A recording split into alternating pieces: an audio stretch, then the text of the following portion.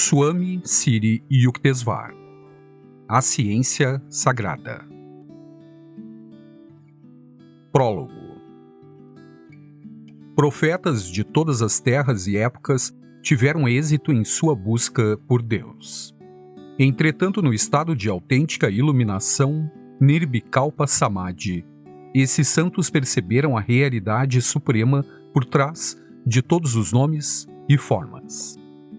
Sua sabedoria e conselhos espirituais tornaram-se as escrituras do mundo. Todas elas, embora diferindo externamente em razão das diversas capas de palavras, são expressões, algumas evidentes e claras, outras veladas ou simbólicas, das mesmas verdades fundamentais do espírito. Meu Gurudeva Inanavatar. Nota: encarnação da sabedoria, do sânscrito Inanna, sabedoria, e Avatara, encarnação divina. Swami Siri Yukteswar, 1855 a 1936, de Serampore, estava eminentemente qualificado para discernir a unidade subjacente entre as escrituras do cristianismo e do Sanatana Dharma. Colocando os textos sagrados sobre a mesa imaculada de sua mente, ele era capaz de dissecá-los com o bisturi do raciocínio intuitivo, separando as verdades, tal como foram originalmente expostas pelos profetas, das interpolações e interpretações equivocadas dos eruditos. É graças ao infalível descortino espiritual do Inanavatar Swami Siri Yukteswar que se tornou agora possível, por meio deste livro, estabelecer a harmonia fundamental entre o difícil livro bíblico do Apocalipse e a filosofia Sankhya da Índia. Conforme meu Gurudeva explica em sua introdução, estas páginas foram escritas por ele em obediência a um pedido feito por Babaji, o santo Gurudeva de Lahiri Mahasaya, que por sua vez foi o Gurudeva de Siri Yukteswar. Escrevi a respeito da vida crística desses três grandes mestres em meu livro Autobiografia de um Yogi. Os sutras em sânscrito, apresentados em A Ciência Sagrada, lançarão muita luz sobre o Bhagavad Gita, bem como sobre outras grandes escrituras da Índia. Paramahansa Yogananda. 249 Dwapara, 1949. Prefácio. W. Y. Evans Wentz, M.A., doutor em letras e doutor em ciências, autor de O Livro Tibetano dos Mortos, Milarepa, História de um Yogi Tibetano, a Yoga Tibetana e as Doutrinas Secretas, etc. Tive o privilégio de conhecer Siri Yukteswar Giri. Um retrato do venerável santo apareceu no frontispício de meu livro, A Yoga Tibetana e as Doutrinas Secretas. Foi em Puri, Orissa, Golfo de Bengala, que encontrei Siri Yukteswar. Ele dirigia então um tranquilo ashram à beira-mar, ocupando-se principalmente do treinamento espiritual de um grupo de jovens discípulos. Siri Yukteswar era de semblante e voz suaves, de presença agradável e digno de veneração que seus discípulos espontaneamente lhe tributavam. Todos quantos o conheceram, fossem ou não de sua comunidade, o tinham na mais alta estima. Recordo vividamente sua figura alta, ereta, ascética e envolta no hábito cor de açafrão dos que renunciaram às conquistas mundanas, de pé à entrada do eremitério para me receber. Ele havia escolhido por residência terrena a cidade santa de Puri, onde multidões de piedosos hindus, representantes de todas as províncias da Índia, vinham diariamente em peregrinação ao famoso templo de Jagannath, Senhor do Mundo. Foi em Puri, em 1936, que Siri Yukteswar fechou seus olhos mortais às cenas deste transitório estado de ser, com a consciência de que sua missão na Terra tinha sido levada a um término triunfal. Registro com verdadeira satisfação este testemunho do nobre caráter e santidade de Siri Yukteswar. A Ciência Sagrada. Introdução. Esta Kaivalya Darsanam, Exposição da Verdade Final, foi escrita por Priya Nath Swami. Nota. Em 1894, quando este livro foi escrito, Babaji deu ao autor o título de Swami, o qual foi mais tarde formalmente iniciado na ordem dos Swamis pelo Mahanta, chefe monástico de Bodh Gaya, em Bihar, e adotou o nome monástico de Sri Yukteswar. Ele pertencia ao ramo Giri, montanha da ordem dos Swamis. Filho de Kshetranath e Kadambini, da família Karar. A pedido do grande preceptor Mahavatar Babaji, em Allahabad, no final do ano 194 da presente Dwapara Yuga, esta exposição foi publicada em benefício do mundo. O propósito deste livro é demonstrar tão claramente quanto possível que existe uma unidade essencial entre todas as religiões, que não há diferença entre as verdades inculcadas pelos diferentes credos, que não existe senão um método por meio do qual o mundo, tanto exterior como interior, tem evoluído, e que há apenas um único objetivo reconhecido por todas as escrituras. Entretanto, esta verdade básica é algo que não se compreende facilmente. A discordância existente entre as diferentes religiões e também a ignorância dos homens tornam quase impossível levantar o véu e perceber essa grande verdade. Os credos alimentam o espírito de hostilidade e dissensão. A ignorância alarga o golfo que separa um credo de outro. Apenas umas poucas pessoas especialmente dotadas podem colocar-se acima da influência dos credos que professam e descobrir unanimidade absoluta das verdades propagadas por todas as grandes religiões. O objetivo deste livro é apontar a harmonia subjacente às várias religiões e ajudar a unificá-las. É de fato uma tarefa hercúlea, mas em Allahabad fui incumbido dessa missão por uma ordem sagrada. Allahabad, o sagrado Prayaga-tirtha, o ponto de confluência dos rios Ganges, Yamuna e Sarasvati, é local para a congregação de homens do mundo e devotos espirituais por ocasião do Kumbh Mela. Os homens do mundo não podem transcender os limites mundanos nos quais se configuram, nem podem os devotos espirituais, tendo uma vez renunciado ao mundo, consentir em descer e imiscuir-se em sua turbulência. Contudo, os homens que estão totalmente absorvidos em interesses terrenos sentem definida a necessidade de ajuda e orientação por parte dessas criaturas santificadas que trazem luz à raça humana. Portanto, precisa existir um lugar onde a união entre os dois grupos seja possível. Tirtha fornece tal local de encontro. Situado como está na praia do mundo, tempestades e agitações não o afetam.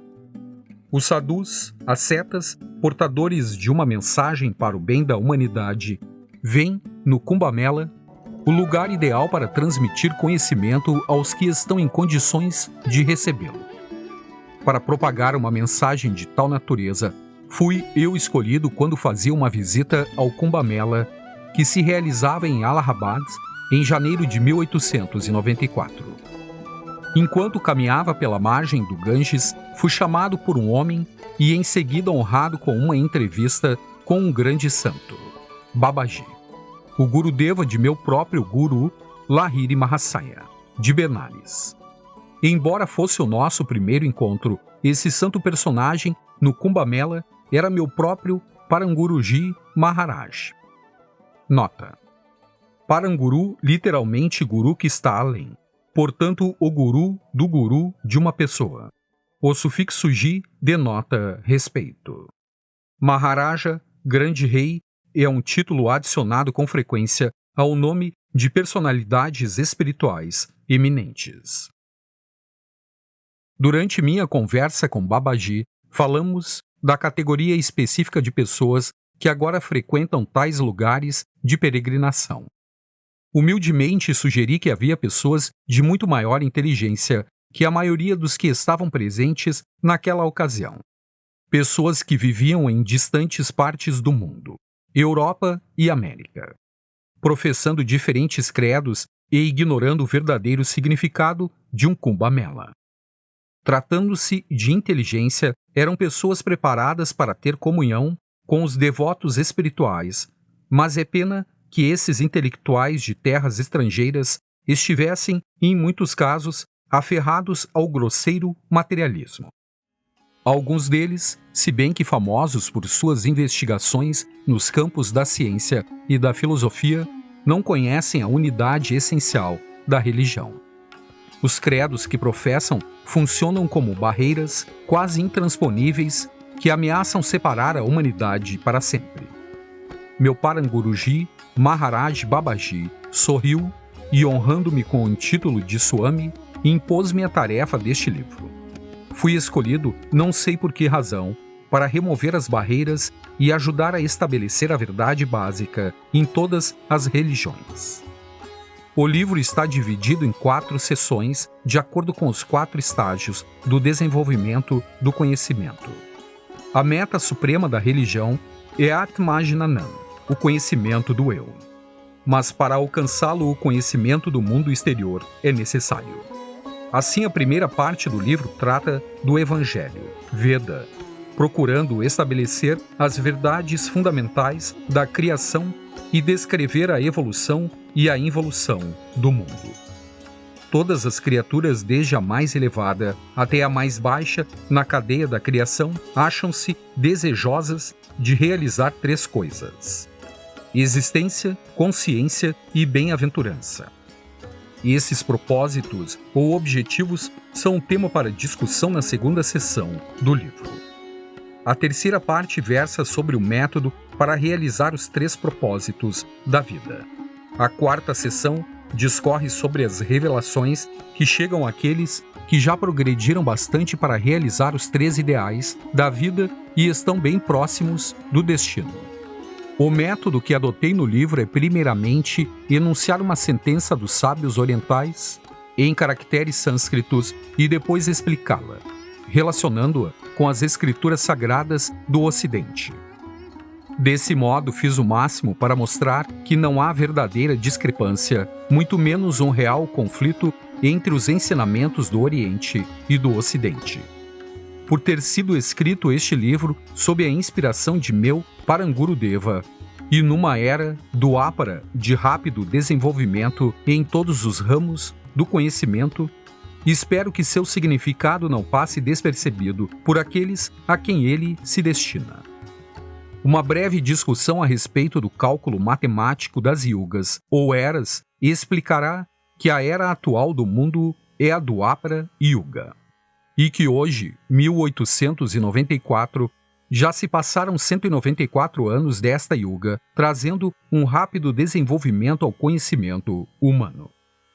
Aprendemos com a astronomia oriental que as luas giram em volta de seus planetas e que estes, girando em torno de seus eixos, circulam juntamente com seus satélites ao redor do Sol, e que o Sol com os planetas e suas luas tem uma estrela que é sua binária, e gira ao redor dela em cerca de 24 mil anos de nossa Terra. Um fenômeno celestial que determina o movimento retrógrado dos pontos equinociais em torno do zodíaco.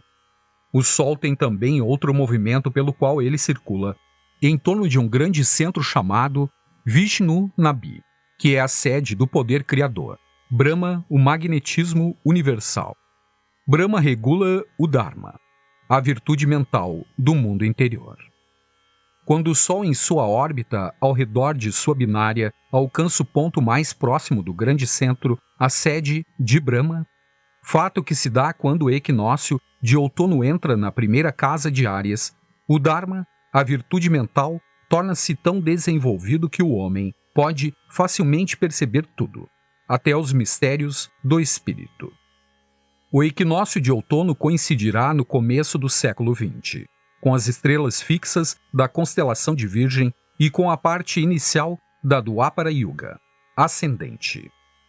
Depois de 12 mil anos, quando o Sol em sua órbita dirige-se ao ponto mais distante de Brahma, o grande centro, fato que ocorre quando o equinócio de outono está na primeira casa de Libra, O Dharma, a virtude mental, chega a um estado tão reduzido que o homem não pode compreender qualquer coisa que esteja além da criação material densa.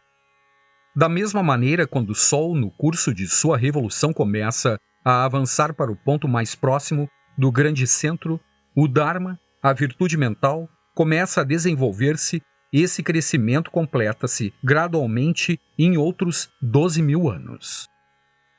Cada um desses períodos de 12.000 anos produz uma transformação completa, tanto externamente no mundo material quanto internamente no mundo intelectual ou elétrico, e constitui o que se denomina uma das Daiva Yugas, ou pares elétricos. Assim, em um período de 24.000 anos, o Sol completa sua órbita em torno de sua binária e termina um ciclo elétrico que compreende 12.000 anos em um arco ascendente e 12.000 anos em um arco descendente. O desenvolvimento do Dharma, a virtude mental, é tão somente gradual e divide-se em 4 diferentes estágios num período de 12.000 anos. O período de 1.200 anos, durante o qual o Sol percorre a porção 1/20 de sua órbita, é chamado Kali Yuga. O Dharma, a virtude mental, encontra-se então em seu primeiro estágio e está apenas 1/4 desenvolvido. O intelecto humano não pode compreender nada além da matéria densa desta criação em permanente mudança, o mundo exterior. O período de 2.400 anos, durante o qual o Sol percorre a porção 2/20 de sua órbita, é chamado Dwapara Yuga. O Dharma, a virtude mental, encontra-se então no segundo estágio de desenvolvimento e está completo apenas pela metade. O intelecto humano pode então compreender as matérias sutis, ou seja, as eletricidades e seus atributos, que são os princípios criadores do mundo exterior. O período de 3.600 anos, durante o qual o Sol percorre a porção 3/20 de sua órbita, é chamado Treta Yuga. O Dharma, a virtude mental, está então no terceiro estágio. O intelecto humano torna-se capaz de compreender o magnetismo divino, a origem de todas as forças elétricas de que a criação depende para sua existência. O período de 4.800 anos, durante o qual o Sol percorre a porção restante de 4/20 de sua órbita, é chamado Satya Yuga. O Dharma, a virtude mental, está então em seu quarto estágio e completa seu pleno desenvolvimento. O intelecto humano pode compreender tudo, até Deus, o espírito que está para além deste mundo visível. Manu, um grande rishi, sábio e iluminado da Satya Yuga, descreve essas yugas de modo mais claro na seguinte passagem de seu Samhita. É dito que 4 vezes 1.000 anos é a duração da Krita Yuga, Satya Yuga, ou a Idade de Ouro do mundo. Sua penumbra matinal tem o mesmo número em séculos e seu período de penumbra vespertina tem a mesma duração. 400 mais 4.000 mais 400 igual a 4.800. Nas suas 3 eras, com suas penumbras matutinas e vespertinas, os milênios e os séculos diminuem de 1, quer dizer 300 mais 3.000 mais 300 igual a 3.600, etc. Esse ciclo quádruplo, compreendendo 12.000 anos, é chamado uma idade dos deuses. O total de 1.000 eras divinas constitui um dia de Brahma, e da mesma duração é sua noite. O período de Satya Yuga tem duração de 4.000 anos. 400 anos antes e depois de Satya Yuga, propriamente dita, são os seus sandhis, ou períodos de mutação. Com as yugas precedente e subsequente, respectivamente, portanto 4.800, ao todo, constituem a verdadeira duração da Satya Yuga. No cálculo do período das demais yugas e yuga sandhis, a regra é que se deve subtrair o numeral 1 dos números tanto dos milhares quanto das centenas que indicam os períodos de yugas e os sandhis precedentes. Dessa regra resulta que 3.000 anos é a duração da Treta Yuga. e que 300 anos antes e depois são seus sandis. Os períodos de transição, perfazendo um total de 3.600 anos. Assim, 2.000 anos é a duração de Dwapara Yuga, com 200 anos antes e depois como seus sandis, um total de 2.400 anos. Finalmente, 1.000 anos é a duração da Kali Yuga, com 100 anos antes e depois como seus sandis, um total de 1.200 anos. Portanto, 12.000 anos, a soma total de todos os períodos dessas 4 yugas, constituem a duração de uma das Daiva Yugas, ou pares elétricos, e as duas juntas quer dizer 24.000 anos. Formam o ciclo elétrico completo. A partir de 11.501 a.C., quando o equinócio de outono estava na primeira casa de Áries, o Sol começou a se afastar do ponto de sua órbita mais próximo ao grande centro, em direção ao ponto mais distante dele. E, consequentemente, o poder intelectual do homem começou a diminuir. Durante os 4.800 anos que o Sol levou para percorrer uma das componentes do par da Satya Yuga, ou a porção 4/20 de sua órbita, o intelecto do homem perdeu, ao mesmo tempo, a capacidade de aprender o conhecimento espiritual. Durante os 3.600 anos seguintes que o Sol levou para percorrer a Treta Yuga descendente, o intelecto perdeu gradualmente todo o poder de aprender o conhecimento do magnetismo divino. Durante os 2.400 anos que se seguiram, enquanto o Sol percorria a Dwapara Yuga descendente, o intelecto humano perdeu sua faculdade de aprender o conhecimento das eletricidades e seus atributos. Em mais 1.200 anos, o Sol percorreu a Kali Yuga descendente e alcançou o ponto de sua órbita mais distante do grande centro. O equinócio de outono estava na primeira casa de Libra. O poder intelectual do homem estava de tal maneira diminuído que não mais podia compreender coisa alguma além da matéria densa da criação. O período em torno do ano 500 d.C. era assim a parte mais obscura da Kali Yuga e de todo o ciclo de 24.000 anos. A história comprova de fato a precisão desses antigos cálculos dos rishis indianos e registra a ignorância e o sofrimento espalhados por todas as nações naquele período. Virgem é o signo oposto a Peixes. O equinócio de outono está agora incidindo em Virgem.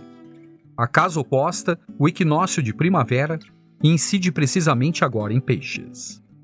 Metafísicos ocidentais, que consideram o equinócio de primavera como de significado principal, dizem assim que o mundo está agora na era de Peixes. Os equinócios têm um movimento retrógrado nas constelações, portanto, quando os equinócios deixarem Peixes, Virgem, entrarão em Aquário-Leão. Segundo a teoria de Swami Sri Yukteswarji, o mundo entrou na era de Peixes, Virgem, em 499 d.C. e entrará na era de Aquário-Leão 2.000 anos depois, em 2499. A partir de 499 d.C., o Sol passou a avançar na direção do grande centro, e o intelecto do homem começou gradualmente a se desenvolver. Durante os 1.100 anos da Kali Yuga ascendente, o que nos leva a 1599 d.C., o intelecto humano estava tão rude que não podia compreender as eletricidades. Sukshi Mabuta, as matérias sutis da criação. Também no mundo político, falando de um modo geral, não havia paz em nenhum reino. Logo após esse período, quando teve início o Sandhi, de transição de 100 anos da Kali Yuga, para efetuar uma união com a subsequente Dwapara Yuga, os homens começaram a perceber a existência de matérias sutis, Panchatan Mantra, ou os atributos das eletricidades, e a paz política começou a ser estabelecida. Por volta de 1600 d.C., William Gilbert descobriu as forças magnéticas e observou a presença da eletricidade em todas as substâncias físicas. Em 1609, Kepler descobriu importantes leis da astronomia e Galileu criou um telescópio. Em 1621, Drebel, da Holanda, inventou o microscópio. Por volta de 1670, Newton descobriu a lei da gravidade. Em 1700, Thomas Savery fez uso de um motor a vapor para puxar água. 20 anos mais tarde, Stephen Gray descobriu a ação da eletricidade sobre o corpo humano. No mundo político, os povos começaram a ter respeito uns pelos outros, e a civilização progrediu em muitos aspectos. A Inglaterra uniu-se à Escócia e tornou-se um reino poderoso. Napoleão Bonaparte introduziu seu novo código de leis na Europa Meridional. Os Estados Unidos conquistaram sua independência e muitas partes da Europa obtiveram paz. Com o progresso da ciência, o mundo começou a se cobrir com ferrovias e fios telegráficos. Com o auxílio de motores a vapor, máquinas elétricas e muitos outros instrumentos, as matérias sutis foram trazidas ao uso prático, e embora sua natureza não fosse claramente compreendida. Em 1899, ao completar o período de 200 anos da Dwapara Sandhi, o período de transição à verdadeira Dwapara Yuga de 2000 anos terá início e dará à humanidade em geral uma compreensão cabal das eletricidades e seus atributos. Tal é a grande influência do tempo que governa o universo. Nenhum homem pode superar essa influência, exceto aquele que é abençoado com o amor puro, a dádiva celestial da natureza, torna-se divino, sendo batizado no rio sagrado do Pranava. A vibração sagrada de ele compreende o reino de Deus. A posição do mundo no momento presente, 1894, época da Dwapara Sandhi, não está corretamente indicada nos almanaques hindus. Os astrônomos e astrólogos que calcularam os almanaques foram guiados pelas anotações erradas de alguns eruditos em sânscrito, entre eles Kuiluka Bhatta, da Era Trevosa de Kali Yuga. E agora sustentam que a duração de Kali Yuga é de 432 mil anos, dos quais 4.994 em 1894 d.C. já se passaram, restando ainda 427.006 anos. Um prospecto sombrio e felizmente falso. O erro infiltrou-se nos almanaques pela primeira vez por volta de 700 a.C., durante o reinado do Raja Parikshit, logo depois de se completar a última Dwapara Yuga descendente. Nessa época, o Maharaja Yudhishthira, percebendo o surgimento da trevosa Kali Yuga, abdicou o trono em favor de seu neto, o referido Raja Parikshit. O Maharaja Yudhishthira, junto com todos os homens sábios de sua corte, retirou-se para as montanhas do Himalaia, o paraíso do mundo. Desse modo, não havia ninguém na corte do Raja Parikshit que pudesse compreender o princípio para calcular corretamente as idades das diversas yugas. Por causa disso, após completarem-se os 2.400 anos da então corrente Dwapara Yuga, ninguém ousou tornar a introdução da trevosa Kali Yuga mais explícita, começando a calcular desde seu primeiro ano e pondo fim ao número dos anos da Dwapara. Segundo esse método errado de cálculo, portanto, o primeiro ano da Kali Yuga foi numerado como 2401, somando-se com a idade da Dwapara Yuga. Em 499 d.C., quando se completaram 1.200 anos, a duração da verdadeira Kali Yuga, e o Sol havia alcançado o ponto de sua órbita mais distante do grande centro, quando o equinócio de outono estava na primeira casa de Libra no céu. A idade de Kali, em seu período mais obscuro, foi então numerada como 3.600 anos em vez de 1.200.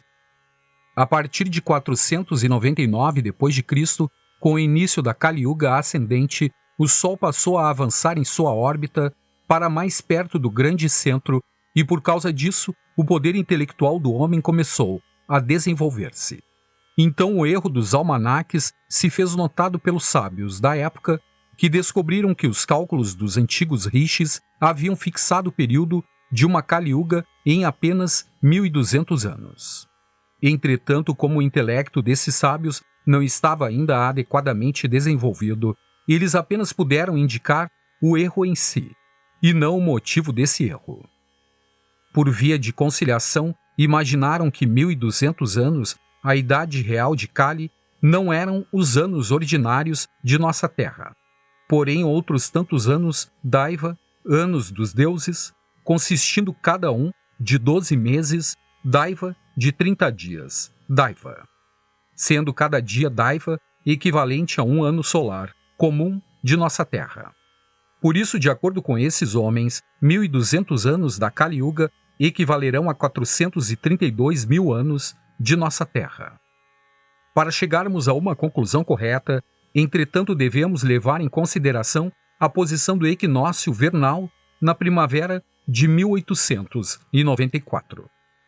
Os livros de referência da astronomia indicam que o equinócio de primavera encontra-se agora a 20 graus, 54 minutos, 36 segundos de distância da primeira casa de Áries, a estrela fixa Revati.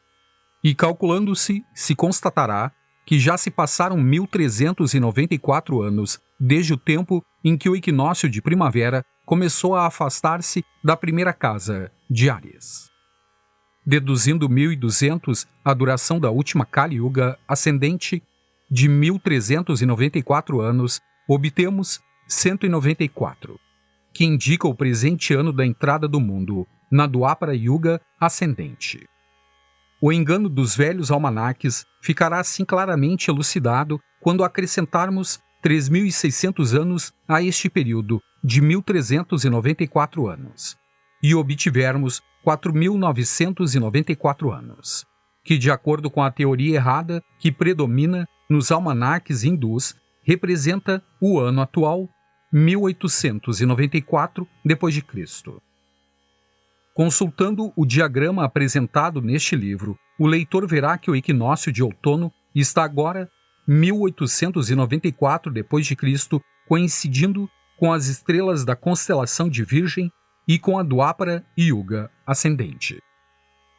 Neste livro foram mencionadas certas verdades, como as que dizem respeito às propriedades do magnetismo, seus campos, diferentes tipos de eletricidade, etc., muito embora a ciência moderna ainda não os tenha plenamente descoberto. Os 5 tipos de eletricidade podem ser facilmente compreendidos se dirigirmos nossa atenção para as propriedades dos nervos, que são de natureza puramente elétrica. Cada um dos 5 nervos sensórios tem sua função característica e única a desempenhar. O nervo óptico transporta a luz e não desempenha as funções do auditivo e demais nervos. O nervo auditivo, por sua vez, conduz apenas o som, sem desempenhar as funções de quaisquer outros nervos e assim por diante. Portanto, está claro que existem 5 tipos de eletricidade, correspondendo às 5 propriedades da eletricidade cósmica.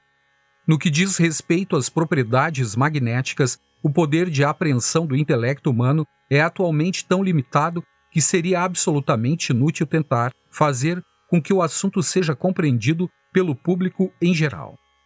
O intelecto humano durante a Treta Yuga compreenderá os atributos do magnetismo divino. A próxima Treta Yuga começará em 4099 d.C. Existem, na verdade, pessoas excepcionais vivendo atualmente, que, havendo superado a influência do tempo, podem perceber hoje o que a gente comum não consegue compreender. Mas este livro não se destina a essas almas elevadas, que dele não necessitam para tal percepção. Concluindo esta introdução, podemos observar que os diferentes planetas, exercendo sua influência sobre os vários dias da semana, emprestam seus nomes aos respectivos dias de modo parecido. As diferentes constelações de estrelas, tendo influência sobre os vários meses, emprestam seus nomes aos meses hindus. Cada uma das grandes yugas tem muita influência sobre o período de tempo coberto por ela. Portanto, ao designar os anos, é desejável que esses termos indiquem a que yuga pertencem.